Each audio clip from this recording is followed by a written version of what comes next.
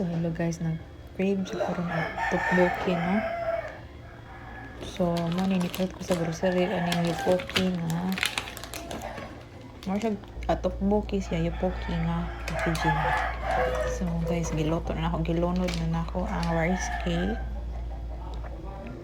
Then pabuton lang mo bukal, pabukalon siya dayon ilunod dayon ang sauce. Ikaw maglunod. Ilunod na siya yan. Ikaw maglunod. Ukayo na siya guys. Ukayon. Umayog ukay. Pabukalon siya din. Paabot ka nga.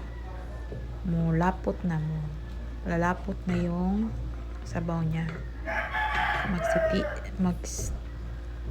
sticky na yung sabaw. So ito na guys, naluto na siya. Napakadali lang. So first time kong tikman to. Napakasarap niya guys. Masarap siya. Kaso kulang ng cheese. Wala kasing cheese. Kaya ayun. Yan na lang. Pero masarap siya. Masarap siya guys. Kahit walang cheese. Masarap.